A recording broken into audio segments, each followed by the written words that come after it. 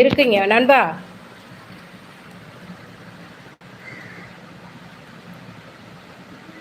ஐயப்பா முருகேஷ் எப்போ வந்து இருக்கீங்களா? என்ன எஸ்ஆர் நோ சொல்லுங்க. அந்த ஐடியெல்லாம் என்னை போட்டு அப்படியே அசிங்கமாக பேசுகிறாங்க.